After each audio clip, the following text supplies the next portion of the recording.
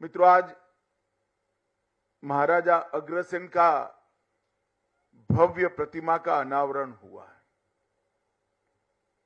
मैं इतिहास का विद्यार्थी हूं।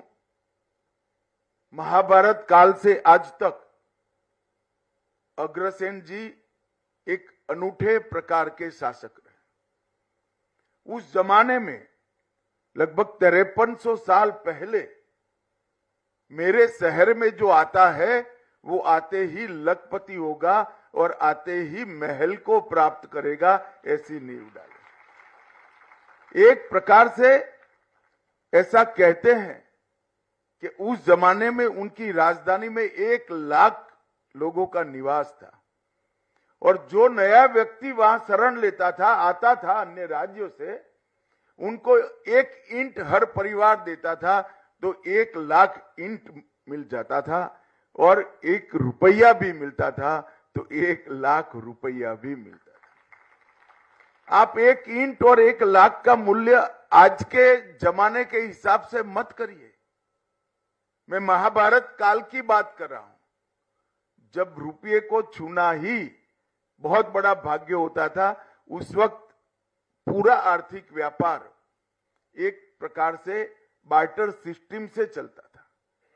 जो बहुत धनी होते थे उनके पास ही करेंसी हुआ करती थी। उस जमाने में महाराज अग्रसेन की राजधानी में जो आया वो 1 लाख ईंटों के महालय का घर का मालिक बना और 1 लाख रुपया प्राप्त कर लखपति बन जाता था। समृद्धि का इतना सुचारू रूप से राज्य पर बोझ डाले बगैर हर व्यक्ति के कल्याण का रास्ता शायद आज तक किसी ने ना ढूंढा है, ना किसी ने जमीन पर उतारा है।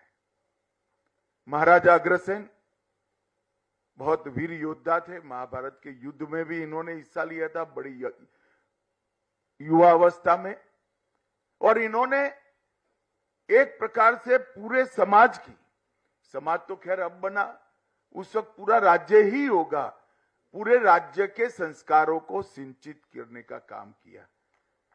कोई भूखा न सोए, कोई व्यक्ति ऐसा ना हो जिसके सर पर छत न हो, और कोई व्यक्ति ऐसा ना हो जिसके पास कारोबार न हो। ये 3 चीजों को अपने सुशासन से उन्होंने निश्चित किया, सुनिश्चित किया, और इतने हजारों साल के बाद भी अग्रवाल समाज के जितने भी गोत्र है, आप उसको ध्यान से देखिएगा, हर व्यक्ति उद्यमी है, हर व्यक्ति देश को समर्पित है, हर व्यक्ति सेवा भी करता है और हर व्यक्ति अपना योगदान भी देश के विकास में। इतने हजारों साल के बाद जिस व्यक्ति ने दिए गए संस्कार, सिंचे हुए संस्कार, जरा भी इसका डाइल्यूशन होए बगैर आज जस का तस सामने आया है, वो महान व्यक्ति एक प्रकार से हम सब के लिए आदर्श होना चाहिए। उन्होंने सुशासन के लिए भी ढेर सारे सिद्धांत प्रस्तापित किए गए थे। कई ऐतिहासिक डॉक्यूमेंट्स में इसका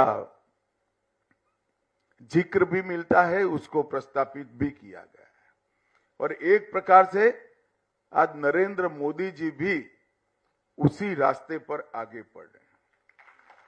आज नरेंद्र मोदी जी के 10 साल के अंदर 75 साल से जो 60 करोड़ गरीबों की फौज इस देश में बनी थी, उसमें